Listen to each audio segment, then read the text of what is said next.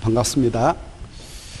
자, 오늘은 제2장 도시개발법을 살펴보려고 합니다. 이 도시개발법은 우리 부동산 공법 40랑 중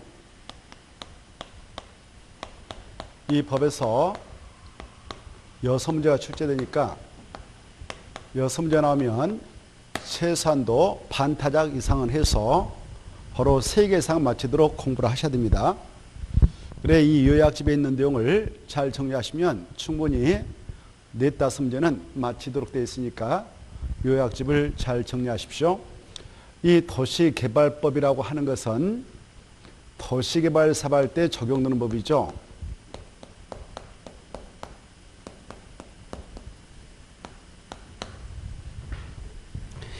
그래 이 도시개발법상 도시개발 사업 뜻은 여러분들이 기본적으로 꿰뚫고 계셔야 돼요. 도시개발 사업이라고 하는 것은 반드시 도시개발 구역을 지정해서요.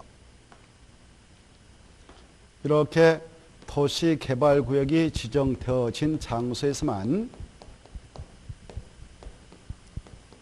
하는데 이 구역을 지정하게 될 때 아직 개발되지 않는 논밭, 야산을 대상으로 지정하죠. 그리고 그 안에 있는 도로 같은 것들은 체계로 설치가 되어 있는 게 아니고 구도로 같은 거 있습니다. 그래 A 거 전이 포함되어 있고 B가 가지고 있는 임야가 포함되어 있고 C가 가지고 있는 답이 포함될 수 있고 도로 이런 것들 그리고 이렇게 D가 가지고 있는 땅, E가 가지고 있는 땅 그 다음에 F 그리고 갑이, 을이, 또 병이, 정이 가지고 있는 토지가 포함될 수가 있죠.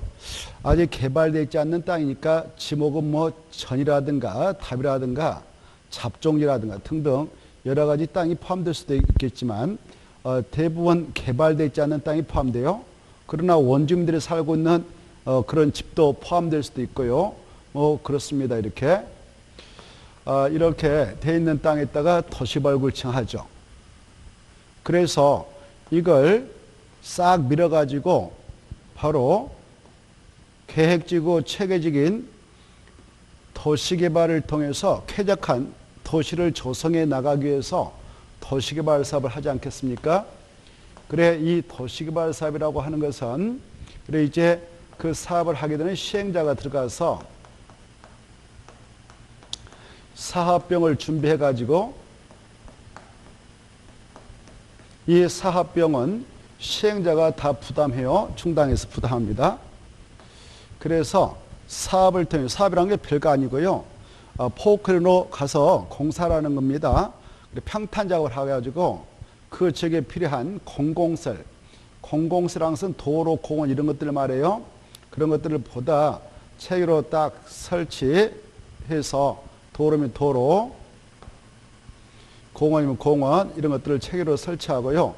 이 안에 있는 땅, 논밭 다 평탄 작업을 해서 바로 건축물을 지을 수 있는 땅으로 토지 구획 정리를 해요. 이렇게 하는 사업을 바로 도시개발 사업을 하지 않겠습니까? 그래 도시개발 사업이라는 것은 반드시 도시발굴을 정해서 그 안에서 이렇게 만들어 나갈 때 목적이 주택을 건설할 수 있는 땅을 만들어준다. 그러면 주거단지 조성 사업을 하게 됐다. 이렇게 표현해요. 주거단지 조성 사업을 했다. 반드시 어디서 한다고요? 도시개발구역 안에서 하는 겁니다. 이렇게 도시개발구역 안에서 주거단지 조성 사업을 한다. 아니면 바로 상가를 지을 수 있는 상업단지 조성사업을 한다. 아니면 공장을 지을 수 있는 산업단지 조성사업을 한다. 그리고 또 물류센터 창고를 지을 수 있는 유통단지 조성사업을 한다. 그 외에도 보건, 복지 기능을 갖는 단지 조성사업을 한다. 보건, 복지. 그 다음에 정보통신 단지 조성사업을 한다. 정보통신 단지 조성사업을 한다. 생태문화단지 조성사업을 한다. 그리고 큰 새로운 시가지 조성사업을 한다. 새로운 신도시를 크게 만들기 위해서 이런 것들을 다 묶어서 바로 도시개발 사업을 한다 이렇게 하시고, 그래 도시개발 사업이라는 것은 무슨 주택만 딸랑 건설해서 공부하는 사업이 아니다. 그런 게 아니고 이런 사업을 묶어서 도시개발 사업을 한다라고 도시개발 사업의 뜻을 여러분은 정확하게 이해를 하실 필요가 있어요. 그래 이제 이런 도시개발 사업을 하게 될 때 이렇게 된 땅을 이렇게 밀어서 공급하게 될 때 그냥 하겠습니까? 절차가 있겠습니까? 절차가 있겠죠. 그러한 절차를 규율하고 있는 법이 도시개발법이다 라고 이해하시고, 이렇게 돼 있는 땅을 이렇게 만들어 나갈 때 이 개발을 하기 전에 도시개발구역을 지정할 당시 땅을 정전토지라 하는 겁니다. 그래 정전토지의 모양새가 이랬었는데 딱 토지구역 정리를 해 나갈 때 이 시행자가 말입니다. 시행자가 저기에 있는 이 도시개발구역 안에 편입되어 있는 땅을 바로 보상 처리하고 강제로 취득해서 하는 방식이 있어요. 이 사업을 하게 될 때 도시개발 사업을 시행한다 그럴 때는 이 시행 방식이 세 가지가 있다는 거 아실 거죠? 아시죠? 세 가지를 우리는 이미 공부한 바 있는데요. 시행 방식 세 가지 알아두셔야 되죠. 그게 뭡니까? 수용 또는 사용 방식이 있고요. 수용 또는 사용 방식이 있고, 그리고 환지 방식이 있죠. 그래 저렇게 돼 있는 땅을 시행자가 정전 토지 소유자 용유권자의 권리를 박탈시키지 않고 그대로 관할 등기소에 있는 토지 등기사항 증명서, 건물 등기사항 증명서 이런 것들 그대로 존속시키고 말입니다. 공사 기간 중에만 사용수익 정지시키고 공사에서 원 땅 주인한테 딱딱 다시 A한테 B한테 줘가지고 너희들이 공급받아서 주택이면 주택, 주거단지 조성사업 했다면 주택 질 것이고, 상업단지 조성사업 했으면 상가건물 질 것이고, 산업단지 조성사업 했다면 뭐 공장을 질 겁니다. 그렇게 사업을 하는 방식을 뭐라고 합니까? 환지 공급방법을 하죠. 환지 공급방법, 환지 방식이라 하죠. 환지 방식. 환지 방식이라고 하죠. 이때 환지 방식에 의해서 사업을 하게 되면요, 정전 토지 소자들은 바로 시행자가 사업병에 충당해 나가도록 땅을 좀 바칠 생각을 해야 되는 것입니다. 그 땅을 시행자가 받아가야 되는데 그 땅 이름을 뭐라고 할까요? 채비지라 하죠. 채비지. 자, 그래서 채비지도 바쳐야 되고, 그리고 이런 도로라든가 그 다음에 공원 이런 땅을 공공시설 용지를 한데 그런 공공시설 용지로도 사용하기 위해서 이 정전토지 소자들은 정전토지 면적 대비 보통 약 50%를 부담하고 사업을 하게 되는 겁니다. 이렇게 토지 부담하되 그 부담한 토지는 보상해 주지 않아요. 그래서 토지 부담을 하면서 하는 방식이 환지 방식입니다. 그리고 환지 방식 가지고 사업할 때는 미리 그 구역에 편입될 토지 소자의 동의를 받아가지고 사업을 하게 되는 개발계획을 짜죠. 자, 아무튼 이렇게 수용 상방식이 있다. 수용 상방식은 저 안에 있는 토지를 이 시행자가 일단 좋게 협의 매수해서 소유권을 넘겨받고 땅값 주고, 그래도 끝까지 안 넘겨주면 그자들 의사에 반해서 강제적으로 법적 절차 거쳐가지고 보상 처리하고 소유권을 시행자가 취득해서 밀어가지고 시행자가 그 다음에 공급해서 파는 방식, 이게 바로 수용상 방식이죠. 그리고 이 두 가지를 섞어서 하는 방식이 뭡니까? 혼용 방식을 하죠. 혼용 방식. 이렇게 세 가지가 있죠. 우리는 이 수용상 방식을 선택할 수 있는 사유가 무엇인가, 또 환지 방식을 선택할 수 있는 사유가 무엇인가, 그리고 혼용 방식은 또 어떻게 하는 경우 수가 있는가, 이런 것들을 시험 공부로서 알아두셔야 돼요. 수용상 방식을 선택할 수 있는 사유는 그 장소, 이 장소를 보다 계획적이고 체계적인 도시개발을 하게 되고 집단적으로 조성하고 공급할 필요가 있다. 집단적으로 조성하고 그리고 공급할 필요가 있다. 그리할 때만 수용상 방식 인정됩니다라고 알아주셔야 돼요. 자, 집단적 이 말 나오면은 수용 상방식을 적용할 수 있는 사유입니다. 라고 집단적 기억할 때 여러분께서는 암기할 게 너무 많잖아요. 그래서 야 수용 방식을 선택할 수 있는 사유가 뭐야? 그러면 수집이야. 수집. 우표를 수집한다. 걸동포를 수집한다. 이럴 때 수집해가지고 머리에다 꽂히게 기억을 하세요. 자, 그래서 집단적 하면은 수용 상방식.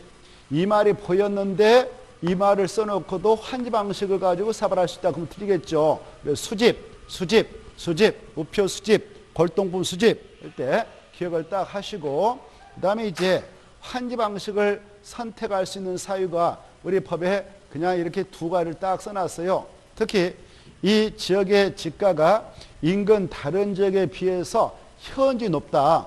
그래서 이 시행자가 땅값 보상금 주고 바로 또 공사비 들여서 사업하기 너무 어렵다. 수용 상방식을 선택하기는 너무 어렵다. 그럴 때 그 지역의 지가 땅값입니다.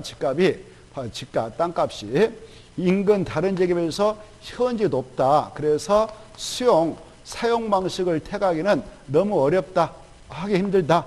그럴 때에는 바로 환지 방식을 가지고 사업에서 원주인한테 주고 끝내는 것입니다. 이거 잘 나오니까 알아주셔야 돼. 그 지역의 지가가 너무 높아가지고 바로 수용 상방식을 적용해서 하기는 너무 어렵다. 하기 어렵다. 그럴 때는 무슨 방식을 가지고 사업하냐?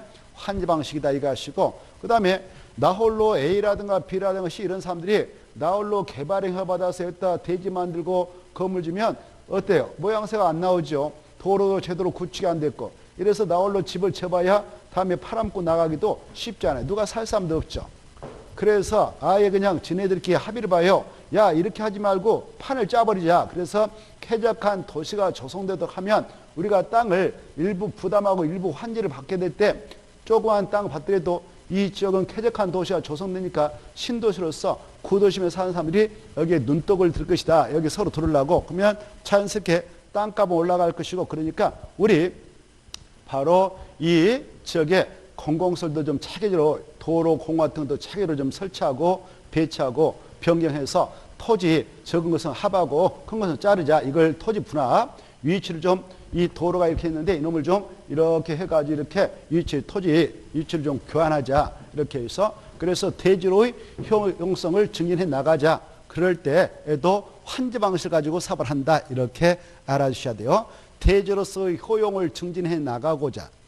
그래서 토지를 교환하고 분합하고 지목 변경, 형질 변경, 구역 변경을 할 필요가 있다.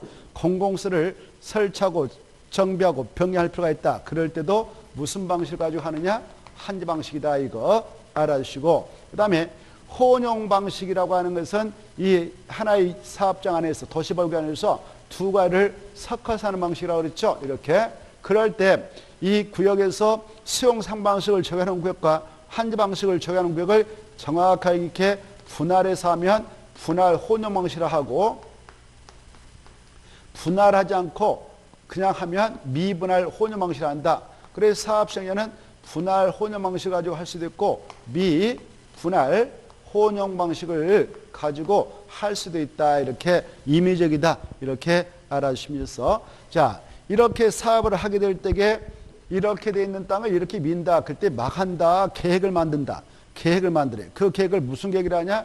여기 보시면 도시개발 사업계획. 그래 이제 그 56페이지 보면 나오죠. 자, 56페이지 보시면 요약지. 먼저 이렇게 돼 있는 땅을 이렇게 하려고 할 때는 도시개발 사업에 관한 계획을 만듭니다. 이 도시개발 사업 계획은 이렇게 약자로 개발계획이라고 그래요. 도시개발 사업에 관한 계획을 말한다. 개발계획. 우리는 국토의 계획 및 이용에 관한 법률을 공부할 때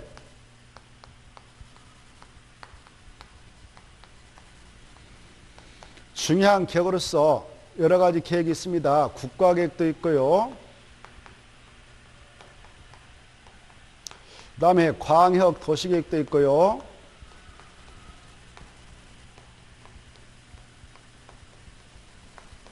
그 다음에 도시, 군, 기본계획도 있고요.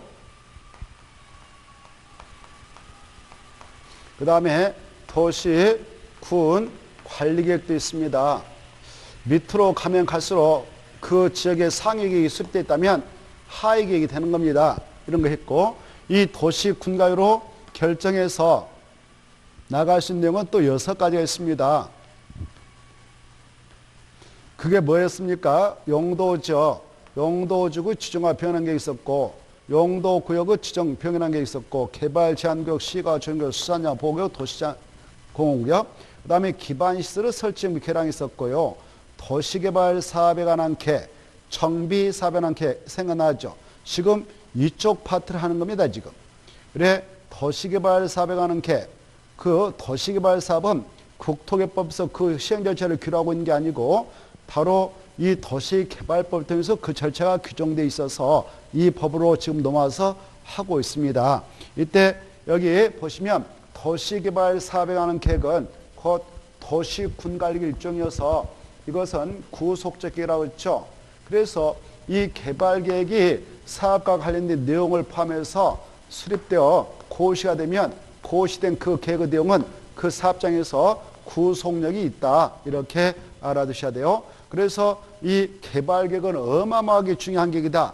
이 계획에 의해서 사업장의 내용이 확정돼요. 무슨 사업을 하느냐라는 사업 명칭, 도시발구역 명칭과 그 면적과 위치가 이 개발계획 내용에 들어가게 되는데요. 그 내용으로서 들어가서 딱 고시되면 그 고시된 내용대로 사업장이 확정되고 구역이 확정되고 그리고 명칭이 그리고 면적이 확정되는 겁니다. 그만큼 구속력 있는 계획이 이거예요. 그리고 이 개발계획 짤 때는 사업과 관련 내용을 싹 포함하게 되어 있죠. 사업과 관련된 중요한 내용을 싹 포함해서 이 개발계획 내용을 만들게 되는 겁니다. 그래서 개발계획은 어마어마하게 중요하다. 그래서 개발계획이 딱 확정고시 되면 구속력이 있다 이렇게 생각하셔야 돼요.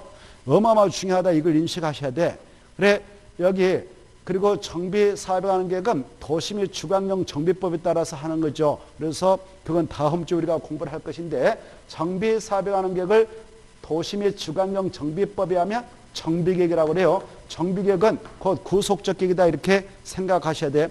이 도시개발법상 개발계획이 중요한 구속적 계획이듯이 정비법상 정비사업계획을 약속으로 정비계획을 하는데 정비계획도 그 사업장에서는 아주 중요한 구속적 계획이다. 그 계획이 확정고시 되면 그 사업장에서는 그 계획의 내용들만 정비사업이 추진된다. 이걸 알아주시고 그 다음에 이완이 나왔으니까 여기 지구단위 계획구역의 지정화 변환계획 있고 지구단위 있고 입지규제 최소구역의 지정화 변환계획 있고 입지규제 최소구역 계획이 있습니다. 그랬죠. 이렇게 용용용 기사집이 도시군가로 결정되는 내용이요. 이것들은 다 구속적 계획이다 이렇게 생각하시고 자 이때 여기에서 개발계획을 수립한다. 그러면 이 개발계획은 도시군관리 일정이니까 이런 상위 계획이 이 지역에 수립되어 있는 상태라면 상위 계획에 들어맞도록 해야 된다. 이렇게 이해를 하셔야 돼요. 자, 이건 기본이에요. 기본이지. 자, 그러면 이 도시개발 사업에 관한 계획을 누가 언제 어떠한 내용을 담아서 수립을 하느냐. 자, 수립은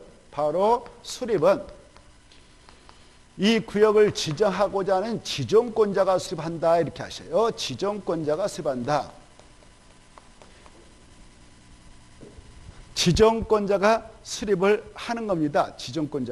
지정권자가 수립을 하게 되는데 언제 수립하느냐? 원칙은 말입니다.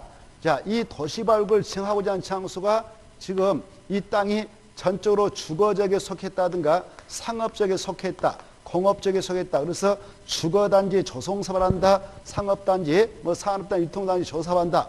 그래서 주거적, 상업적, 공업적인 개발용도 지역에서 할 때는 먼저 개발계획을 수립하고 개발계획 내용에다가 도시발구역의 명칭과 위치 면적을 집어넣고 시행자, 시행방식 이런 것들을 포함해서 딱 고시하게 돼요. 이렇게. 그래 이 개발계획은 구역을 지정할 때 함께 만들어서 고시합니다. 이렇게.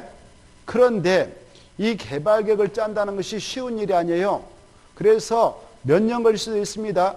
조사하고 그다음에 주민 의견 청취하고 협의 걸치고 심의 걸치고 하려면 세월이 많이 걸려요.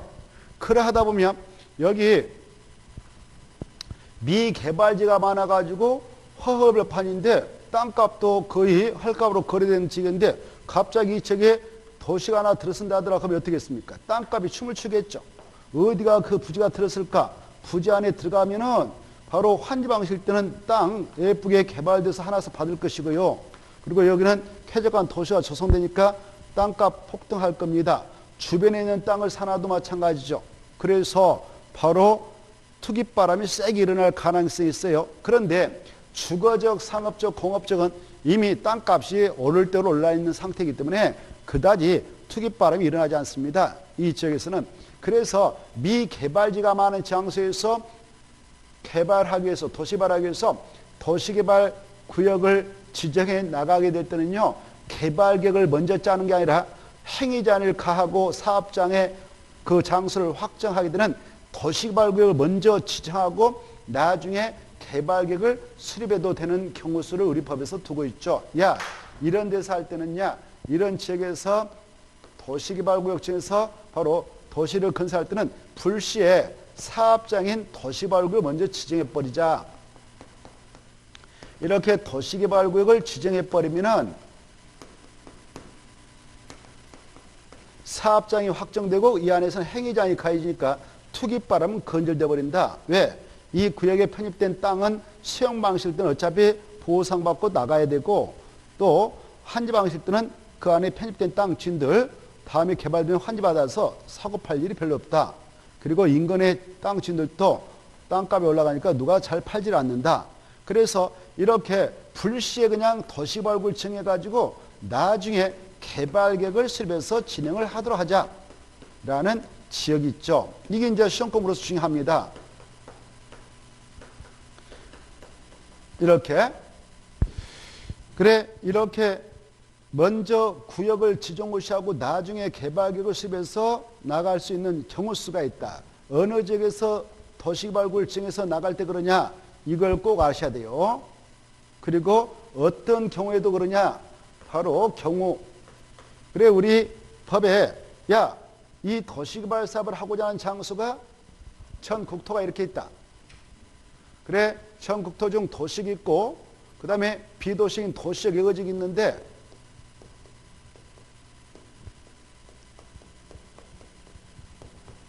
도시역은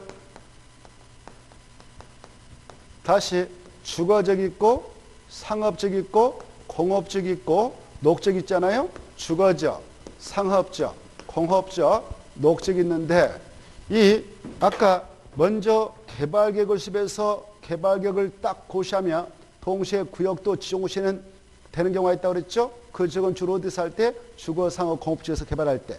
그런데 이 주거적, 상업적, 공업지가 아닌 녹지역. 이 녹지역은 허벌판이 많고 땅값도 헐값으로 형성되어 있죠. 그래, 이 녹지역은 보존 녹지도 있고 이 보존 녹지는 도시역 중에서도 주로 어느 지역에 지정되어 있느냐? 산이라고 하는 공간이 있어요. 도시역 안에 편입된 땅 중에서도 그 산에다가 자연환경을 그대로 보존하고 그 경관을 그대로 보존해서 나가자 할 때 지정시 보존 녹지거든. 이 보존 녹지는 주로 산이다. 야산 같은 거. 그래서 여기까지는 도시를 건설하기 위해서 도시발굴을 정하는 건 아니다. 절대 여기는 지지 말라. 이렇게 법에서 규제하니까 이건 아셔야 돼요. 도시역에 있는 땅 중 무슨 지역에 있는 땅은 바로 도시 건설차 땅을 밀어가지고 하는 도시발굴을 정하지 못하도록 규제하냐? 보존 녹지. 이건 안 되니까 여기는 아예 제하고. 그래 이제 보존 녹지적 옆에 생산 녹지가 있다. 그리고 또 자연 녹지가 있다. 이런 장소, 자연 녹지에서 생산 녹지에서 이렇게 도시개발 사업을 하고자 할 때는 먼저 구역을 지정고시하고 나중에 개발을 수립해 나가도록 하자라고 하고 있어요. 그게 중요해. 그래, 자연 녹지죠. 그 다음에 생산 녹지죠. 그 다음에 이 도시적 여허죠. 도시적 여허지라는 것은 보전, 생산, 계획관리죠. 농림죠. 자연의 보호를 맞죠. 그래, 이렇게 도시적 여허지역을 대상으로 해서 개발할 때도 그렇죠. 그리고 자, 여기 이 국토교통부 장관이 국가균형발전을 도모하기 위해서 관계중앙행정기관장과 협의해서 혁신도시를 만들려고 지정한 장소들이 있거든요. 혁신도시. 그때 노무현 정권 시절에 그걸 도입했는데 그래, 국가균형발전을 위하여 국가균형발전을 위하여 혁신도시 부지를 확장할 때도 그렇게 먼저 사업장부터 확정해버리고 나중에 개발수습 하자라고 했던 겁니다. 그때는 국토교통장관이 국가규모발전을 위하여 관계 중앙행정기관의 장과 미리 협의해서 그 장소를 물색해서 지정하는데, 그럴 때는 자연환경 보전적은 하지 말라라고 했습니다. 그때는 자연환경 보전적은 제한하지 말라. 혁신도시 부지 확보할 때 이렇게 제한했고, 나머지 지역만 찍으라 이렇게 했거든요. 특히 네 번째 잘 봐두셔야 되는데, 이 바로 주거적, 상업적, 공업적이 이렇게 일부 포함되게 됐네요. 근데 이 도시개발구역 전체 면적 대비 개발 용도적인 주거적이 됐든 상업적이 됐든 공업적이 편입됐는데, 세 가지가 다 포함됐던, 세 가지 지역 중 일부가 포함됐던 그 포함된 면적이 100분의 30 이하밖에 안 됐다. 이게 중요해요. 주거적이 됐든 상업적이 됐든 공업적이 됐든 전체 면적 대비 100분의 30 이하만 포함됐다. 그러면 미개발지가 약 70 차지하지 않겠습니까? 그래야 할 때도 먼저 구역을 지정하고 나중에 개발수습 할 수 있다. 이게 어마어마하게 중요하고 세 번 나왔으니까 이걸 꼭 알아두셔야 돼요. 도시개발구역 전체 면적 대비 주거적, 상업적, 공업적 합이 바로 얼마 이하 포함되어 도시개발구역을 지정하게 될 때도 먼저 구역 지정하고 나중에 개발수습 할 수 있냐? 100분의 30 이하다. 꼭 아시고, 그 다음에 이 구역을 먼저 지정하고 나중에 이 개발계획을 공모하고자 한다. 그래서 응모작 들으면 그걸 반영해서 개발계획을 수반한다. 그럴 때도 먼저 구역 지정하고 나중에 개발계획을 수반할 수 있다. 이때 응모했던 자 중 도시개발 사업을 할 능력이 있다고 인정된 자가 바로 응모에서 그 개발계획이 바로 당첨됐다, 선정됐다. 그러면 그 자를 도시개발 사업 시행자로 우선 지정을 해줄 수가 있죠. 이때 개발계획을 공모한다, 우리가 응모한다, 응모할 수 있는 기간은 90일 이상 보장돼야 한다. 이런 것들이 머릿속에 스쳐 지나갔으면 좋겠습니다. 자, 그래서 56페이지 니은을 잘 봐두셔야 되겠습니다. 니은을 잘 봐두시기 바라고, 그 내용 보시고 57페이지 이 개발계획을 수립하게 될 때 개발계획에다 포함할 내용이 많습니다. 그런데 말입니다. 이 개발계획에 따라 어떤 내용을 포함하느냐, 아까도 말씀드렸다시피 이 개발계획 내용에 따른 바로 도시개발구역의 명치, 위치, 면적 당연히 집어드는 것이고요. 그 다음에 바로 사업을 누가 가서 하는가라는 시행자도 집어듭니다. 이게 시행자는 아무나 될 수 있는 게 아니라 12명 중에 하나를 찍어서 보내죠. 이 시행자의 자격을 부여하고 있는 그 자들 12명이 있다 했는데, 여러분께서는 이 시행자로 지정될 수 있는 자 12명이 머릿속에 꽂혀 있어야 돼요. 그래야만이 도시개발법이 순조롭게 연결될 수 있습니다. 자, 그걸 한번 점검해 볼까요? 누가 시행자로 지정될 수 있는가? 시행자로 지정될 수 있는 자, 약자로 국가, 지방자치단체, 약자로 국지, 그 다음에 대통령으로 정하고 있는 공공기관, 공공기관은 약자로 토, 수, 농, 관, 철, 매, 이렇게 해서 연상이 돼야 돼요. 한국토지동사, 한국수자공사, 한국노원청사, 한국관광공사, 한국철도공사, 매입공공기관. 그 다음에 대통령으로 정하고 있는 정보출연기관. 정보출연은 두 가지 있다. 이것도 머릿속에 떠올라야 돼요. 바로 한국철도시설공단, 한국철도시설공단, 한국철도시설공단하고 제주국제자유도시 개발센터, 이렇게. 특히 이 한국철도시설공단 있지 않습니까? 이 친구는 아무 데서나 도시개발 사업할 때 시행자로 투입되는 게 아니고 바로 이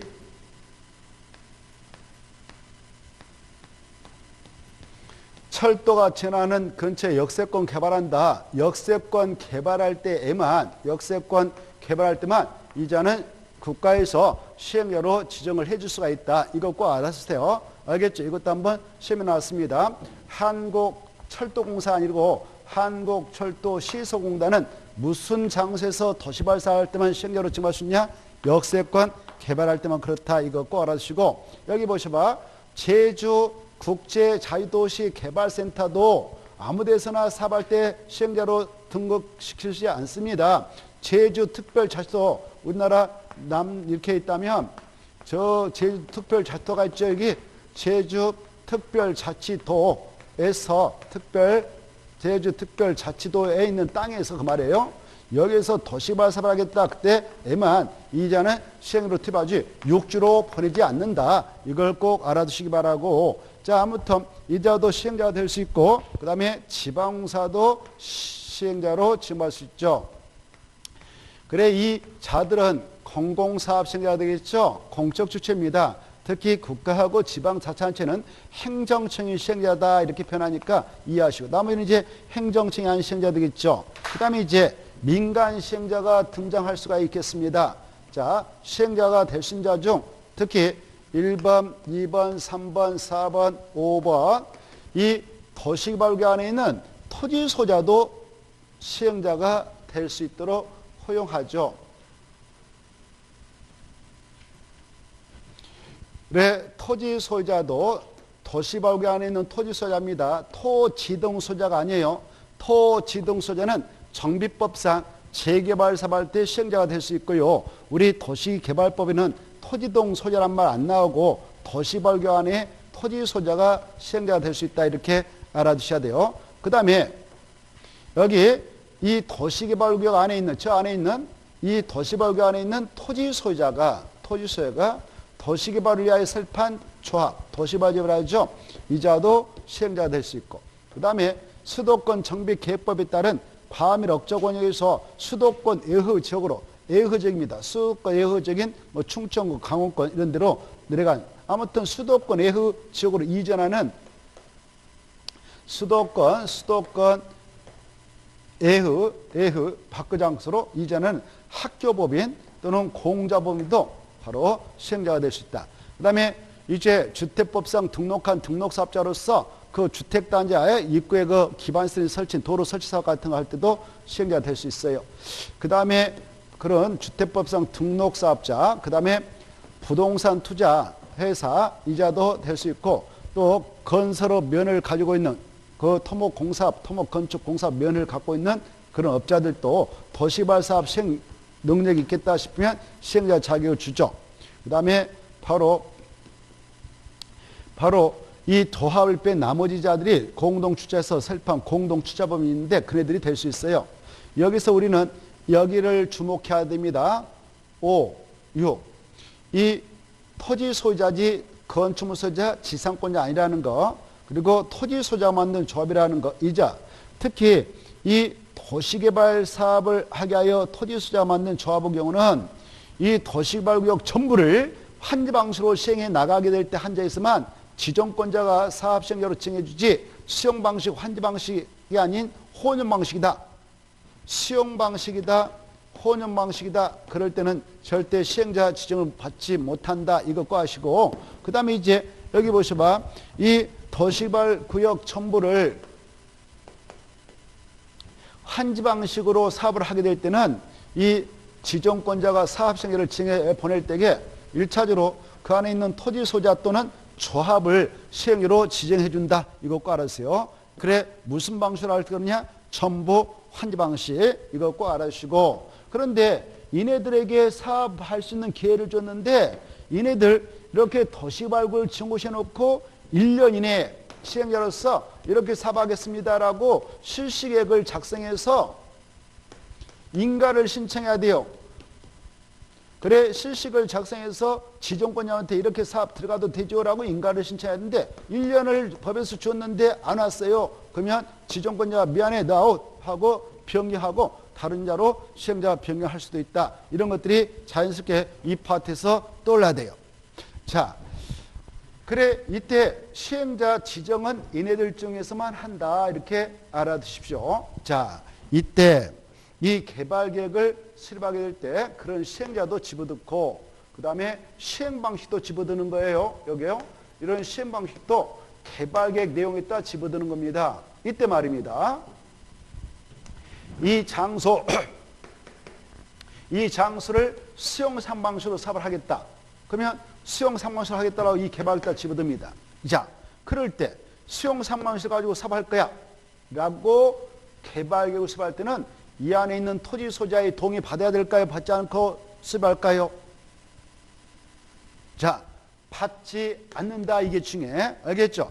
여기 봐봐. 수용 방식을 가지고 사업할 때는 강제로 그냥 법에 근거해서 재산을 뺏어오니까 보상 처리하고, 그래서 개발 수업할 때에 개발계획 내용에다가 수용 방식을 한다. 그랬더니 이 안에 있는 토지소유 동의받지 않고 개발 수업한다. 그러면 여기 봐봐요. 환지 방식 가지고 하려고 그래. 여기 개발계획 짤 때 개발계획 내용에다가 야, 여기는 환지 방식으로 할 거야 라고 할 때는 바로 여기 보시봐. 환지 방식으로 할 때는 아까 말씀드렸다시피 저 안에 있는 토지 소유자들이 토지 부담을 해야 된다고 그랬죠. 그 부담률은 보통 종전 토지 면적 대비 50% 정도를 부담한다. 이렇게 생각하는데 원칙은. 그래서 토지 부담을 하더라도 부담했던 토지는 보상 못 받고 그 토지 가지고 시행자가 사업비용을 충당하기 위해서 세비로 받아가고, 그 다음에 공공시설 용지인 도로부지, 공공시설 용지인 공원 용지 이런 걸 쓰죠. 그래서 이거 주지 않고 보류시켜버린다고 그랬죠. 이렇게 이런 토지 부담이 수반되는 방식이 환지 방식입니다. 부담했던 토지는 보상 안 해준다고 그랬죠. 그래서 이 환지 방식을 가지고 사업하려고 개발계획 수업할 때는 이 안에 있는 토지 소유 동의받아야 된다. 알겠죠? 여기 전부 환지 방식을 가지고 도시개발 사업하겠느라고 개발계획 수업할 때는 토지 소유 동의받아야 되는데 얼마에 동의받아야 될까? 자, 여기 봐봐요. 토지 면적의 3분의 2 이상에 해당하는 토지 소유자와 토지 소유자 총수의 얼마? 2분의 1 이상의 동의를 받아서 개발자죠. 이때 그런데 말입니다. 이 시행자를 국가 지방 자치단체를 지정해서 환지 방식을 하려고 한다. 그럴 때는 동의 받을까 안 받을까? 안 받는다. 이게 중요해. 왜? 이네들이 들어가서 사업하면 행정청이 시행자로서 바로 공용개발이 되거든. 그러면 이네들이 들어갔네요. 행정청인 국가 지자체가 시행자로 들어가서 사업을 하겠다라고 개발자 할 때 아예 동의 안 받고 해버렸어. 그래 했는데 도시개발 사업이 다 끝나고 나서 이 안에 있는 땅값을 계산해 보니까 너무 지나치게 공공시설 용도를 많이 확보함으로 말미암아 도시개발 사업을 하기 전에 총체인 땅값이 100억이었다 합시다. 근데 여기에 90억으로 줄어들었다. 이럴 때는 감가가 일어났죠. 감가가 일어났죠. 오히려 땅값이 줄어들었죠. 그때 보상해 줍니다. 그때 미안해. 감가 보상을 지급하게 되죠. 그래, 이 감가 보상비라고 하는 것은 무슨 방식을 가지고 사업을 했고 시행자가 누구일 때 등장하는 용어냐? 환지 방식을 가지고 사업하고 시행자가 국진 행정청일 때만 발생하는 용어다. 그때 이 도시개발계획 안에 총액 기준 전부 다 사업 전부 다 사업이 끝난 후에 그 가격이 줄어들었을 때 줄어든 양만큼 보상해 주는 것이 무슨 돈이다고 감가 보상합니다. 이 감가 보상은 누구한테 주냐? 이 안에 있는 토지 소유자 용익권자인 임차권자 등한테 주지 바로 저당권자에게는 주는 건 아니다. 이런 것들을 생각해 주시고 이 감가 보상금 문제가 발생해서 감가 보상을 계산해서 토지 소유자 임차권자에게 줬다 합시다. 그랬을 때 환지 방식을 가지고 모자한테 가만히 처분했어요. 그래서 청산금 줬습니다. 청산금을 줬다고 해서 감가 보상 문제가 발생했을 때 그건 안 줘도 될까요? 별도로 줘야 될까요? 별도로 줘야 되는 거예요. 청산금과 감가 보상은 전혀 별개다. 이렇게 이해를 하면서 이 파트를 좀 부드럽게 정리를 할 필요가 있어요. 그 다음에 이 개발계획을 짤 때 말입니다. 잘 들어보셔요. 이 개발계획 내용에다가 바로 이 수용 방식을 가지고 사업을 하겠다라고 할 때는요. 수용 사용의 대상이 되는 토지가 뭐냐라고 개발에다 다 집어드는 거예요. 토지가 뭐냐? 그리고 건축물이 뭐냐? 토지에 정착해 있는 물건은 뭐냐? 수용할 거. 그리고 소유권의 권리에 뭐 할 거냐? 그리고 어업권, 광업권, 특히 양식업권 이런 것도 수용할 수 있어. 그리고 무료 사용을 이런 걸 다 수용할 수 있다 이렇게 여러분 아셔야 돼. 그 세사 목록, 세부 목록도 포함하게 되죠. 그래 이 수용 사용 방식 가지고 사업을 하게 될 때는 수용 사용의 대상이 되는 토지, 건축물, 그리고 토지에 정착해 있는 물건, 가업나 변화무, 소유권을 걸린 뭐 지상권 있다면 그런 거, 그 다음에 어업권, 강업권, 양식업권, 무료 사용 권리 이런 것들 다 수용할 수 있다 이렇게 하시고 그때 그 세세한 목록, 세부 목록을 포함하죠. 포함해가지고 이 개발계획을 고시해. 이걸 세부 목록 고시를 한다. 이때 고시에 있게 되면 개발계획 내용으로서 수용 사용 후 대상에 있는 토지의 세부 목록 고시가 있으면 이때 그 시행자가 확정고시 되거든. 이 개발계획 내용으로. 그래서 이 시행자라면 그자가 공적 시행자든 조합은 아예 시행자가 될 수 없으니까 내버려두고 민간 시행자가 됐든 다 수용권, 강제 수용할 수 있는 권리가 부여된다. 그래서 바로 수용을 다 할 수 있다. 이때 수용할 때는 공시법이 중요한데 공시법에 하면 공익사업 시행자들 그 공익사업에 필요한 토지 등의 수용권을 부여받으려면 그 법에 따라 사업인정 고시를 받아야 되죠. 그런데 공익사업을 위한 토지 등의 지등의 보상 범위를 공시법이라 해요. 공시법상 바로 사업인정을 따로 받을 필요가 있을까 없을까? 없다. 사업인정 및 고시 있는 걸로 간주를 하니까. 뭘로? 세부 목록 고시가 있음으로써. 알겠죠? 이거 아주 중요하니까 이 세부 목록 고시 도시개발법상 개발계획 내용으로서 수용 사용 후 대상에 드는 토지의 세무 고시가 있는 경우에는 공시법상 사업인정 및 고시가 있었던 걸로 간주가 된다. 있었던 걸로 보니까 별도로 공시법상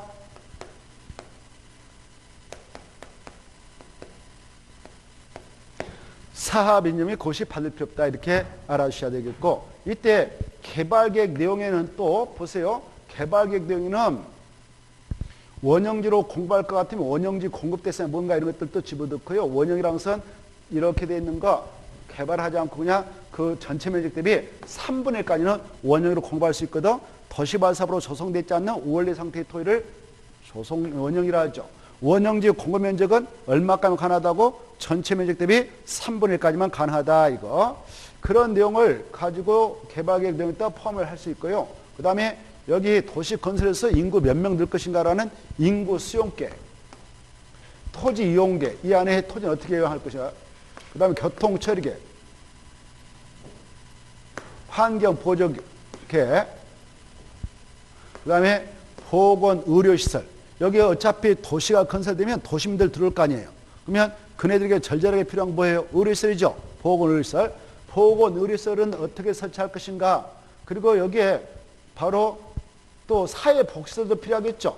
보건 의료시설, 사회복지시설 이런 거 당연히 여기 집어대야 도시다운 도시가 만들어질 거 아닙니까. 그리고 도로, 상하수도 같은 기반시설 설치계, 기반시설 설치 이런 것들. 그 다음에 재원 조달계 등등등 이런 것들을 쭉 포함시키죠. 포함시킵니다. 포함시키는데 중요한 것은 봅시다. 여기 봅시다. 이렇게 도시개발구이다라고 지정하면 여기 봅시다. 도시개발구이다라고 지정하면 이 장소는 국토의 계획 및 연합 법률에 따른 지구단위 계획으로 결정되어 고시성 관리돼. 지구단위 계획으로 결정고시가 관되니까 무슨 계획을 짜가지고 그 장소 보다 계획적으로 체계적으로 상세한 도시가 건설되도록 해야 되느냐. 지구단위 계획을 짜야 되거든. 지구단위 계획을 짜는데 여기 지구단위 계획은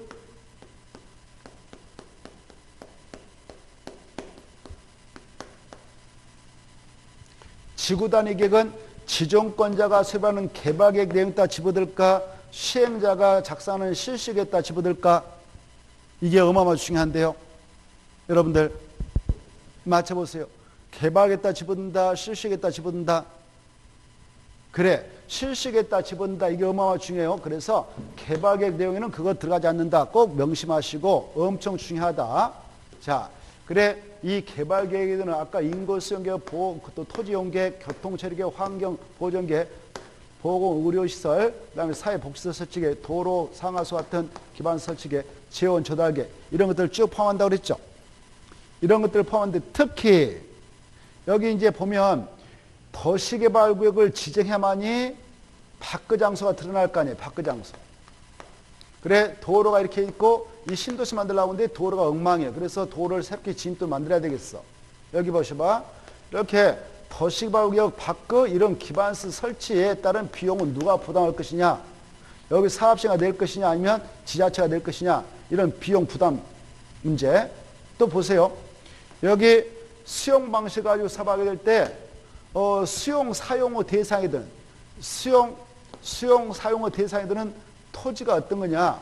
토지 이런 것들은 도시개발구역이 확정돼야 지정돼야만이 이 안에 편입된 땅만 수용할 수 있기 때문에 이 수용 사용호 대상에 있는 토지의 세부 목록